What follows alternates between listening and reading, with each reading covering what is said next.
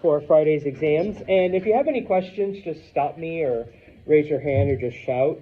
So with the creation narratives, you should know some of the basics. So for example, many of the stories, they always give us like a specific time frame. Okay, the earth was created in 6 days. Okay, and then boom. Or no narrative that I've ever read is the earth older than like 8,000 years. So the earth is only like X amount of time. Humans are perfectly formed, they 2 arms, 2 legs, head, etc. All right. Some of the others, okay, and I just put these up, but I did have the slides, and y'all did do a homework assignment on it. The Maya, remember, they believe that humanity was created out of different forms of corn, okay? Genesis, 6 days, and then God rested on the 7th. The sacrifice of Purusha, which is from India, one of the gods was cut up into thousands of pieces, and so out of all those pieces came humanity and animals and the wind and the rains and everything else in the universe. The Yoruba of West Africa, the gods were kind of a little messed up, and so because of that we have humanity with its imperfections.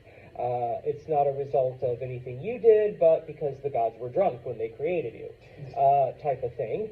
And then, of course, the Chinese legend, and right now the title is escaping me, talks about how the universe was created out of life forces, and so good and bad, light and dark, hot and cold, everything has its opposite, and basically, the universe is trying to balance itself. Okay, so just knowing some of those basics. Okay, you don't need to get into detail. All right, like the names of the gods and stuff like that, or anything. Okay, questions. All right then, the first H word. You need to know what. Oh, hello. Sorry. You need to know what a hominid is. Okay, basically hominids include, it's that family of primates that includes gorillas, chimps, and most importantly, no, not Mr. Santos, us, humans. Okay, so the primate family that includes gorillas, chimps, and humans. Or hominids, if you want to get fancy. All right, but hominins are humans. Okay, that's all you need to know for this question. Okay, Madison's like, oh, I'm ready to write down more. Okay, you should know which hominin. Okay, and for that I need the next slide. Which one is the first one to use tools? Homo habilis. Okay, so Homo habilis. First hominin to use tools. Okay, you should be familiar with, or which was the first hominin to develop or at least use fire, and that was Homo erectus. Okay, and then finally, which hominin is considered the first modern human or our ancestor? Thank you. I was going to say, good thing I have it on the slide, but we also have Kenny. Homo sapien. Okay, Homo sapien is the first modern human. And that's basically it. I can tell you straight up, these 3 are multiple choice questions, so who's the first modern human? And it'll have 4 choices. One of them will be Homo sapien. Okay. Who's the first one to use fire? 4 choices. Homo erectus will be one of them. And who is the first hominin to use tools? 4 choices. Homo habilis will be one of the choices. Okay? So pretty straightforward on that. Oops. Okay. Questions, comments? Alrighty then. Then you should know the two forms of pastoralism. Let's move on. Okay. Number one, transhumance, and number two, nomadic. Okay. And of course, you should know the basics, the differences. Transhumants, they were the ones that had like a home base, whether it was a settlement, a village, a hut, whatever. Okay, they went out for a short period of time to feed their animals, let them grow, let them reproduce, and then of course when they returned, they offered people, all the products, wool, meat, milk, etc. Okay, as opposed to the nomadic, I suppose you can label them as the hordes that wandered across Central Asia because they had no area that they called home. They just constantly wandered. And of course, because they had to follow their animals, they were the first group to domesticate the horse and develop a horse culture. Okay? I can tell you straight up, this is going to be a short answer, so, as long as you cover, two of these, this one, obviously, as long as you tell me that they were the ones that constantly wandered, they had no area, you should be good. Okay? Questions? All right, then. Where do the first cities develop and why? Let's do this. Next to what geographical formation? Rivers, whoever said that, yes, okay, you get a gold star. They develop next to rivers. All right, let's find the bigger map here. Okay, there we go. Nile, Tigris, Euphrates, Indus, Yangtze, and the Yellow. Okay, why? What was it about the river? Why is it so important? Water, and what do we need water for? Okay, number one, it waters the soil, so you get, crops. Yes, all of the animals need water, including us, including the humans, okay? So that's why the earliest of societies, they don't develop in the middle of a forest. They don't develop in the frozen wasteland, okay? They develop next to major rivers, okay? Good? All right. Let's go back here, I think. Here we go. Okay. The earliest crops, you should be familiar. Okay. Barley. What do we get from barley? Beer. Okay, yes. Early humans made beer. And wheat. Okay. What do we use wheat for? Bread. Okay. Now, if you want to add in Asia, they also grew rice. Okay, Asia, instead of wheat, they grew rice. And then millet is another type of thing you can use to make bread. All right? You should know, and I think I'm in chapter 2 now. So let me do this. Okay. We already talked about some of the things. Okay. We talked about why water was important. I guess I should have put this up, but then you wouldn't have stopped. First cities, okay, in the rivers, okay. We'll get to some of this in a minute. But you should know, hold on. Where is, I thought I had it up at the beginning. There we go. Where is Mesopotamia? FYI, this is a multiple choice question. Okay, you're going to have 3 wrong answers and then Iraq. Okay, so you should know that Mesopotamia is modern day Iraq. Okay.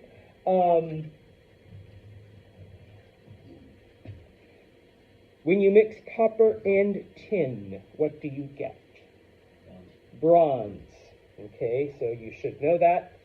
All right. I think the question I asked is bronze is made from, and then I'm just going to give you random metals, and one of them will say copper and tin. Okay, so copper plus tin equals bronze.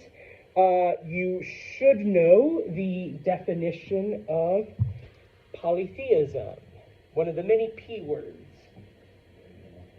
The belief in multiple gods. Okay, and if you want to throw in there, pretty much every society back then was polytheistic. Okay? Sometimes we forget that. Right? What were the pyramids for? Tombs. Tombs. For whom, Seth? Pharaohs. Yes, for the pharaohs. Tombs for the pharaohs. Okay? We have to be specific because the average Joe was just buried in a pit. Okay? But tombs for the pharaohs. Okay? Here we go.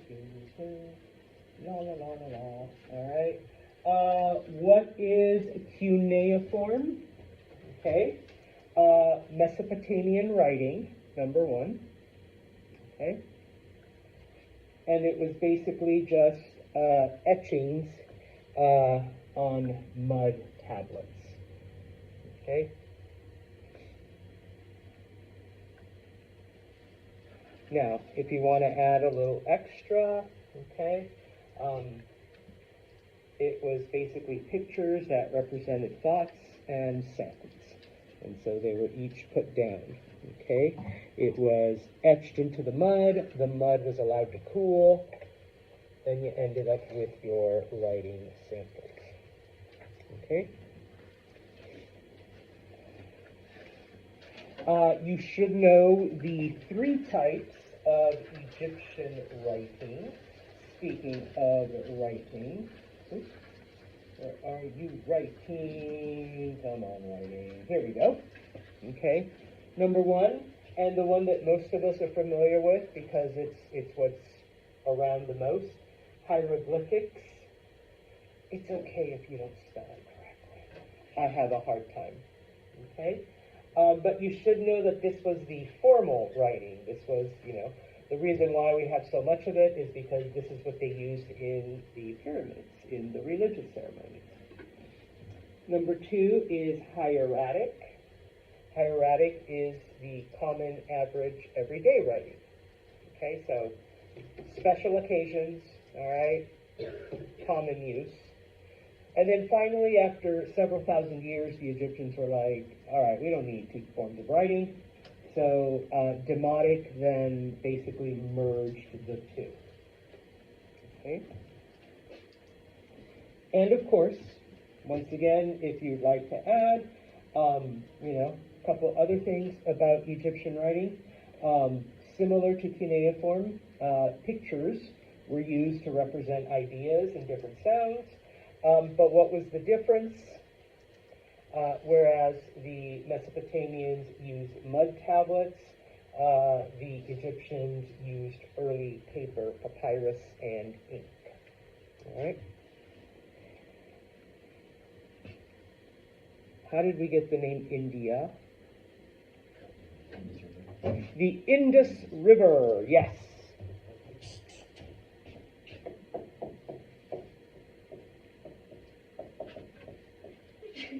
Bless you. Bless you again. So yes, India gets its name from the Indus River. Okay? Now, I apologize because then I went back and kind of had a brain fart and thought, you know what? These guys should also be familiar with this. Okay? Oh,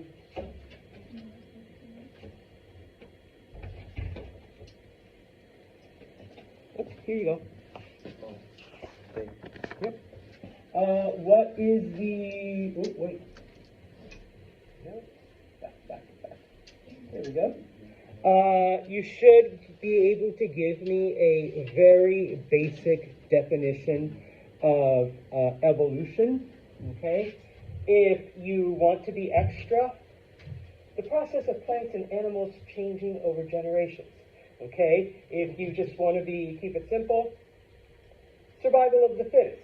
Okay, you adapt to the changes in environment, and whatever allowed you to adapt, that DNA gets passed on, whereas the people that didn't adapt, they died. Okay? So either the dictionary, the formal definition, and it's not just animals, but also plants changing over time. Okay? If you want to add, once again, natural selection, survival of the fittest, those that can adapt, their genes get passed on. The ones that can't, well then, they die out. That is why today there are Homo sapiens, all right, and amongst you there's no Neanderthal, there's no Cro-Magnon, there's no Australopithecine, I'm not teaching 5 different species of hominins, all right, etc. Okay? It does not mean you went to sleep as a monkey and you woke up looking like Seth. All right? No. All right? Suddenly like, oh, where'd my tail go? Where's my fur? No. Okay? So there you go. Okay? You should know the definition of, or at least give me a very basic, of domestication. Okay? In this case,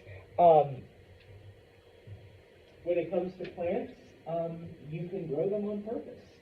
Okay? You don't have to go out searching in this frozen tundra. Okay? You can grow them yourself.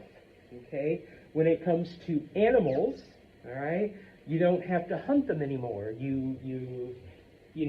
They've adapted to serve you. You have a boy sheep, a girl sheep, and they have baby sheeps, and then they just never leave. They're used to you. Okay?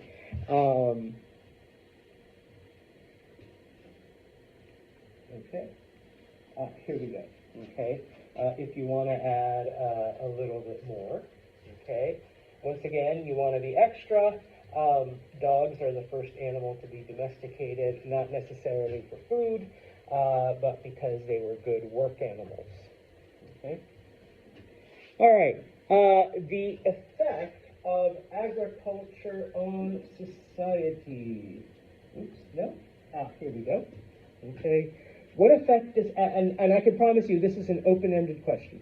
Okay. So you're going to have to give me some ideas. Okay. Remember, more food equals what? Yeah. Survival. More people. Okay. And more people grow more food. And more food means more people, right? And more people means more food.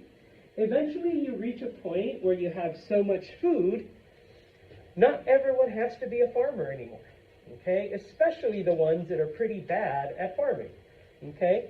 So from this point, you begin to see some people develop artistic skills, some more practical skills. All right, and so this, and if you want to add, you have arts, you have people who can make things, then, the biggest, buffest, strongest of the group, they become the warriors and stuff like that. So if you want to use the fancy word specialization, you can, but, different people begin to do different things. Okay, and so then you develop a society, because now you need rules, and you need people to make the rules, and you need people to enforce the rules. And so over time, then, you get these large communities. Okay, so more food, more people, more food, more people. Okay, not everyone has to be a farmer, and so then people begin to divide up, into different specialties. And so now, we need rules to govern those specialties. And, people begin to branch off into different things. And then eventually, if you want to throw it in, we're not quite there yet. You start to get social classes and, rich and poor and people who make things and people who don't make things and etc. Okay? All right. Moving on then, and this, we go back to chapter 2. Does anyone remember Sargon the Great? Why do we call him the Great? It goes back here. Okay, nope, not the pharaohs, not Egypt. Here we go. Okay. All you have to do is tell me he was the king of Akkad, and he was basically the first conqueror. Okay. Remember that once we got the cities, they all came together into the earliest countries, into the earliest kingdoms. Sargon was the ruler of a group known as Akkad, and they were the first conquerors.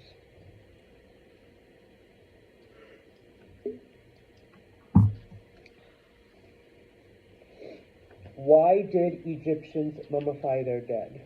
There was one specific belief. Because the Mesopotamians didn't believe in this. Yes, there was an afterlife. There was a life after death. Okay? Where are you, life after death? Here we go. All right. Remember, Egyptians saw our existence as a cycle. Okay? So, death is not the end. There is an afterlife. And because of that, you're going to need your body. You're going to need all your shit. Okay? You're going to need your servants and your pets and your good couch and everything else. Okay? So they believed in life after death. All right? China, let's move along really quick. Why does it take it longer to develop? Okay? Any one of these, okay, will get you points. Number one, they didn't have a lot of animals that could be domesticated. Okay?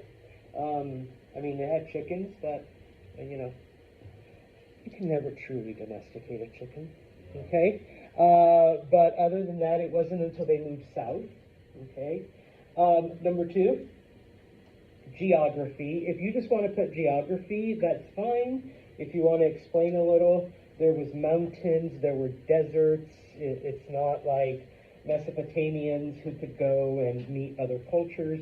They were pretty isolated. Okay? And then, of course, number three, that Yellow River, okay, it constantly destroyed any progress that the Chinese made. All right, so you can't really advance your society if you're having to rebuild all the time. Okay, so very few domesticatable animals. Geography, and like I said, if you want to be specific, you can. And then, of course, the Yellow River's destructiveness, constantly destroying whatever progress Chinese society made. Okay? Now, this one is kind of up to you. And, of course, what we did in class, and hopefully some of the readings, okay? But how does writing affect society? Okay? What is the importance of writing? What are the weaknesses of an oral tradition? First off. Okay, it changes over time. Okay, it gets distorted. All right?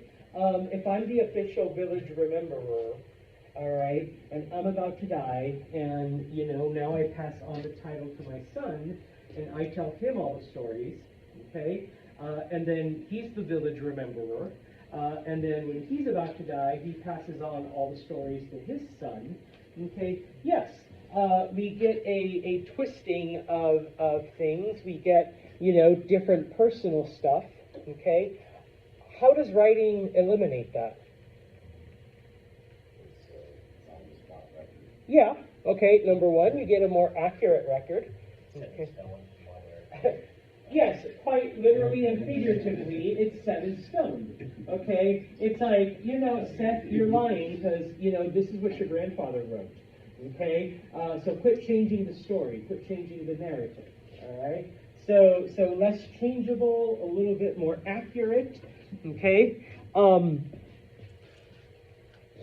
Could everybody read and write? No. So What do we see the rise of? Okay, a specific social class. Also starts with an S. Scribes, yes. We see the rise of scribes, so suddenly this becomes an important social class, and knowing how to read and write becomes a specialized skill. Okay, so yeah, all right. Let me go back to, here we go, okay. And if you want to add, okay, we now have a record of history. We have a record of religion. We have a record of the rulers. We have literature, okay? This becomes the birth of novels and stories and whatnot, okay? So yeah, all right, you can throw those in. You know, you develop not just an accurate record or a new social class, but now you have history, now you have people's stories, even, like I said, religion, because you have all the prayers all written down, and of course, literature and stories, okay? Give me 2 or 3 of those things, okay, and you're set, all right? Okay, then, I had put it there, but, you know, we moved around. Ma'at, okay, is the Egyptian concept of order and harmony in the universe, okay? That is literally all you, I think it's a multiple choice, too. All right, so as long as you pick the one that says Egyptian idea of order and harmony in the universe, okay, you are set. Okay. I'm gonna open up chapter 3, but the last one there has to do with chapter 2. Why were there no large cities in Europe or the Americas 12,000 years ago? What wasn't there? Number one. Unlike Egypt or Mesopotamia or India. Yes, no major river, okay? I've had people, well, the Amazon, Mr. Yes, but it's surrounded by a really nasty jungle, okay? You know, and the Mississippi, okay, yeah, but people didn't quite develop there yet, okay? So there were no major rivers, number one, okay? Number two, and we see this especially in Central and Northern Europe, but we also see this in the Americas. Well, those that can see out there, mostly forests, okay? Wooded areas, lots of trees. Before you can actually start farming, what do you got to do with those trees? You got to take them down, yeah. And we're not talking 2025, I'm going to go down to Home Depot, buy a couple chainsaws and a stump grinder, and we're going to get rid of all of these trees, okay? We're talking Bronze Age or before Bronze Age, very primitive tools. So you cut down 2 or 3 of them and you're done. I mean, that's taking you like a year or 2. All right, type of thing. Okay, so obviously you don't have that. The land isn't conducive to it. Okay. Also, looking at Central and Northern Europe and obviously North America, are the weather patterns the same as Mesopotamia and Egypt? No. Okay, Mesopotamia, Egypt, India, you can grow stuff year-round, all right? You can't in Central and Northern Europe. You can't in North America, okay? So that doesn't quite happen, all right? There's a couple other things, but those are the important ones, okay? For number 23, I wrote it down for you so you don't have to, okay? You need to know the influence of those Asian tribes that migrated south. Number one, their language, okay? Their language eventually influences many of the ancient languages, which in turn become, you know, our modern languages. Number 2 and 3, I guess, they brought a culture of horses and chariots, all right, which did not exist before. All right, so I wrote those down for you. They brought language, they brought horses, they brought chariots. Okay? The capital of the Middle Kingdom. The city of Thebes. Okay? Number 1.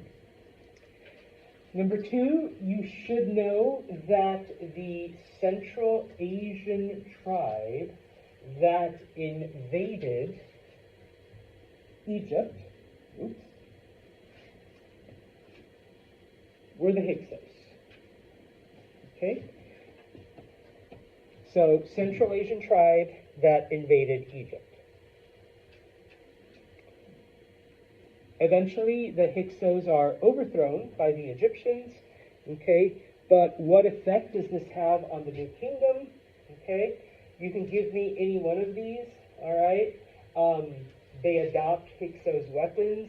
They adopt Hyksos strategy, okay? They basically begin to conquer all the land around them, all right? They create new weapons. All right. If you want to say they become a military society, that's fine. All right. So they adopt Hyksos weapons and strategy. Okay. They begin to conquer. They become aggressive. They become militaristic. They create their own weapons. All right. That's the effect of the Hyksos invasions. Who was Hatshepsut?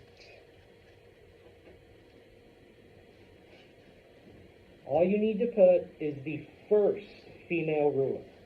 That's it. That's why she's important. Ladies, okay? First woman to rule. Granted, technically, she was ruling in the name of her son. I'm sorry, her stepson. But she was the first woman to do so. Okay?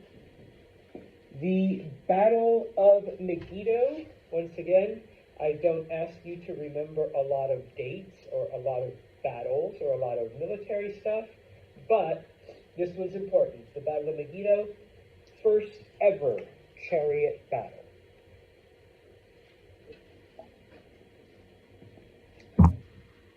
I can tell you right now that one's a multiple choice question, and so I put like 3 random crap things and then the first chariot on chariot battle. Okay? Oh, sorry. All right. Next, you should know who the Amorites were. Okay. The Amorites are the Egyptian tribe that invaded Mesopotamia. You should know, okay, that they are also referred to as the Babylonians, because what city did they build? Babylon. Oh, yeah, you can still read it on my hand. Okay. They built the city of Babylon. So, they are the Amorites. They invaded Mesopotamia, but some textbooks and some religious books refer to them as the Babylonians because they built the city of Babylon. All right? Now, we don't get too much into them other than the code. What code are we referring to? Hammurabi's code. Okay? I am going to ask you a couple of things. Okay? Number 1, how do people usually summarize it? An eye for an eye.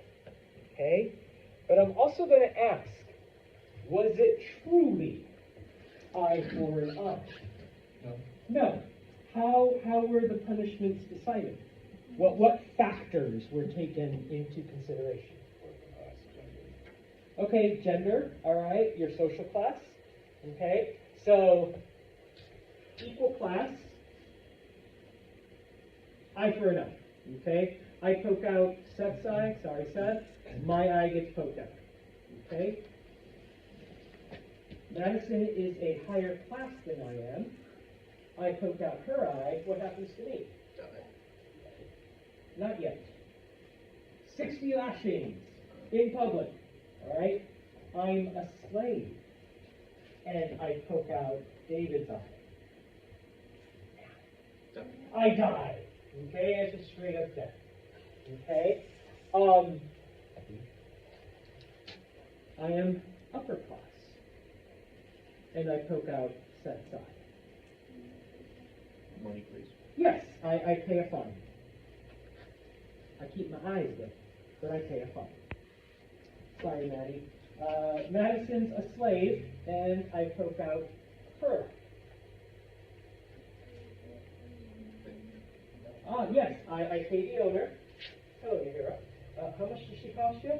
And she's like, 50 pieces of gold. I'm like, all right, here's 25.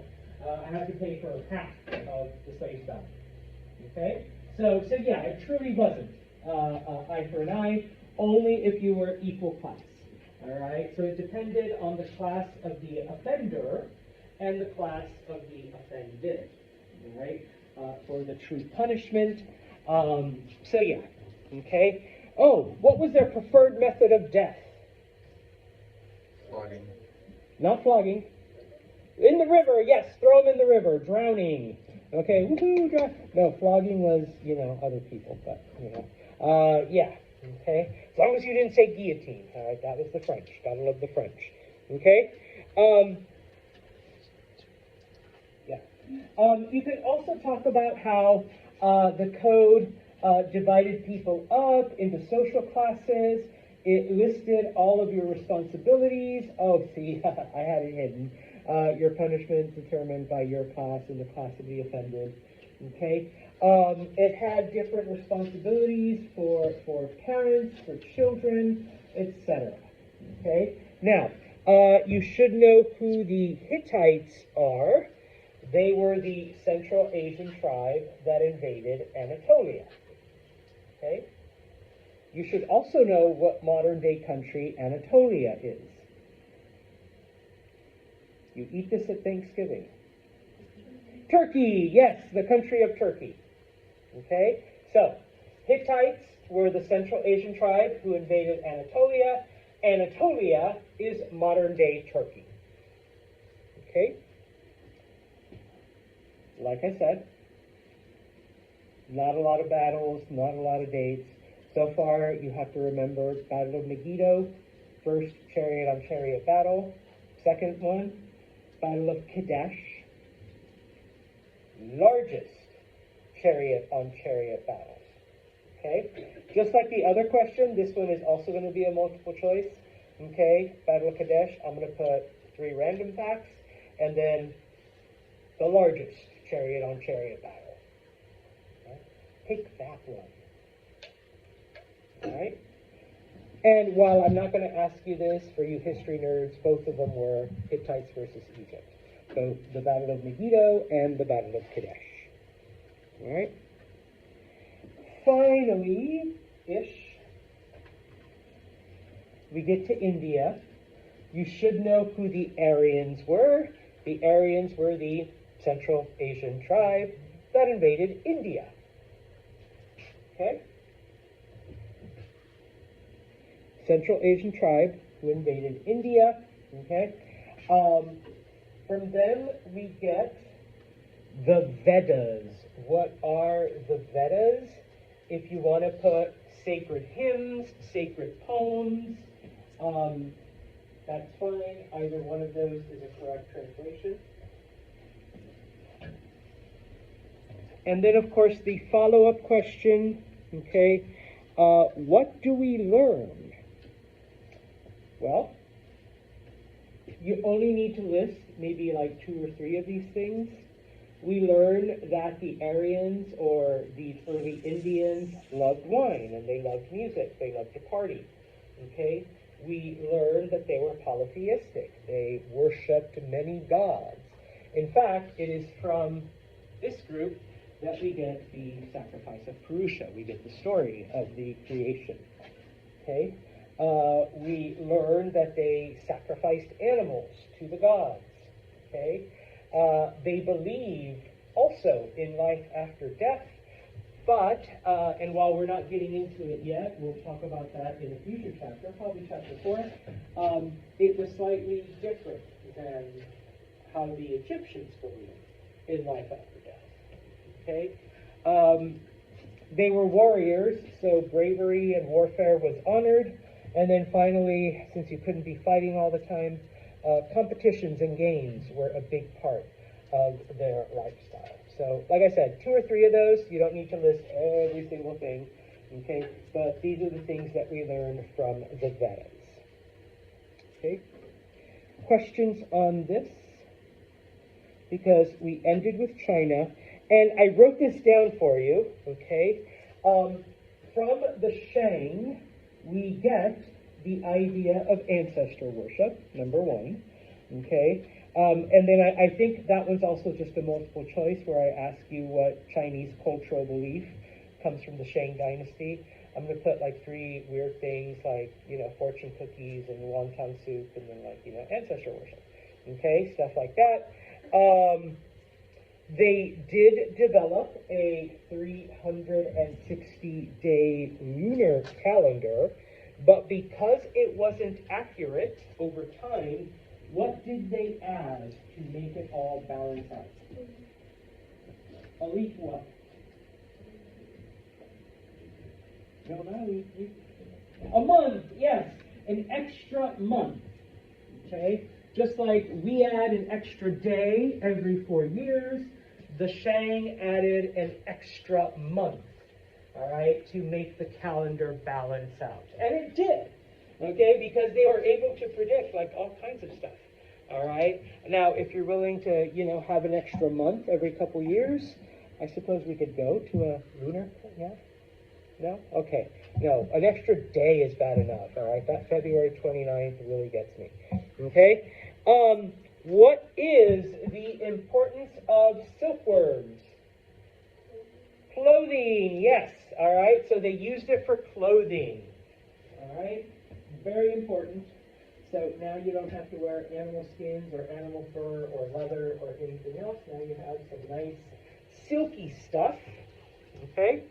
And then finally, at least from this group, you do need to define what oracle bones were and what they were used for, okay? Bones with writing on them, okay? You would pray to your ancestors, drop the bones, and whatever message came up, that was the answer, all right? If you want to compare it to a modern day Magic 8 Ball or tarot cards, that's like kind of a close analogy, all right? Because you couldn't always be sure, or maybe, you had some doubts, you could always go to someone to interpret the message for you, okay? But it was a way to communicate with your ancestors, all right? That's how your prayers got answered. And then finally, from the very last group, okay, you should know the meaning of Polynesian, belonging to many islands, okay? And this was a multiple choice. I put, A, big people, B, whatever. But Polynesian just means belonging from many islands, to many islands, okay? And of course, you should know where they originally came from, all right? Originally from southern China, okay? And I believe that one's also a multiple choice. Okay, so I give you 3 random areas, and then choice B is southern China. All right? The exam, for those of you who are new to Mr. Santos, multiple choice and short answer, okay, kind of open-ended. I don't do essays. I hate essays. Plus you only have 55 minutes, so what can you do with that? In addition, I do give you some space for your short answer. Try to keep it to that space. If you have the urge to write more, please stop it, all right? Somehow try to calm that urge down. Because yes, I do have to read it, all right? And I know you're all going to want your test back by Monday, and that's just not going to happen if you decide to write like really long paragraphs, okay, type of thing. So, on Friday,